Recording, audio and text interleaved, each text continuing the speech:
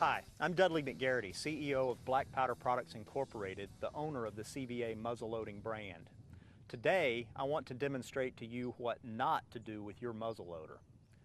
Improperly loading a muzzleloader can cause serious injury or death to the shooter and bystanders. It is our hope that this demonstration will encourage you to be even more careful in your loading practices. The two most common causes of muzzleloader barrel failures are 1, the use of modern smokeless powder, and 2, barrel obstructions. Our first demonstration will be with modern smokeless powder.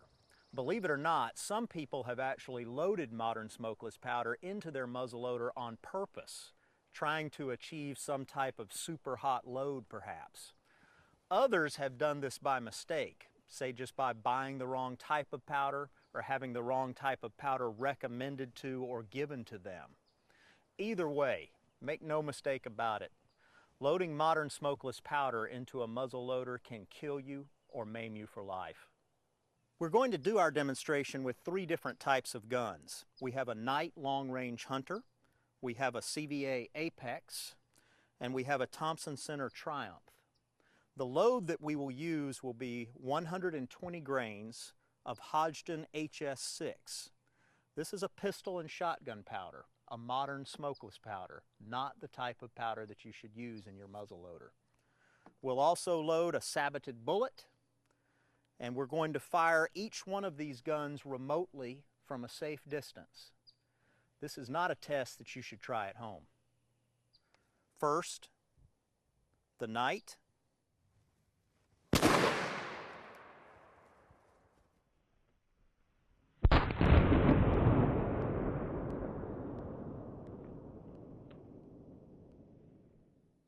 Next, the CVA.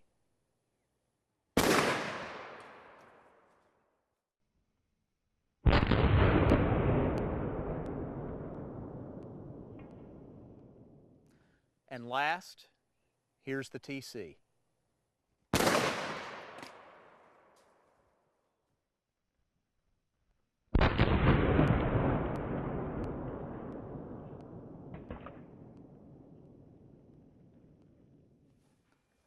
That's pretty scary, isn't it? Here you see on the TC Triumph, this gun is completely blown to pieces. Our other guns weren't really in much better shape. Here's the Apex. See how the barrel just peeled away here? I mean, essentially, folks, what you have when you load modern smokeless powder into any muzzleloader is a pipe bomb. Here's the Night. So I hope this makes it clear to you just what can happen using smokeless powder, and really any amount of smokeless powder. We used 120 grains in this case, but any amount is incredibly dangerous. So stay away from it with your muzzleloader. Now, let's see what a barrel obstruction can do. A barrel obstruction can be caused by any number of things. A very likely cause is a short-started bullet. Something that's also very common is mud in the muzzle. Either one can be very, very dangerous. What we're going to do is demonstrate an obstruction failure by loading a second bullet into 2 guns. We'll start with this CVA Optima, and then we'll move on and shoot the TC Omega. The load that we'll use will be 3 white hot pellets with a power belt 444 grain bullet seated on top, and then pushed just halfway down the barrel will be another 444 grain power belt. This will make a pretty good obstruction. Let's go see what happens.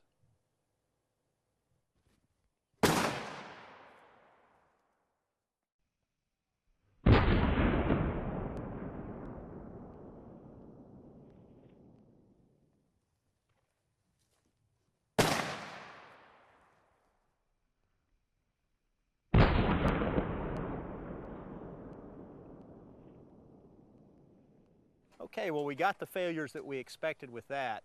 Now let's try it a little bit different, and we'll actually just start the bullet just a little bit down the barrel this time and see what happens with a muzzle obstruction that's close to the actual muzzle.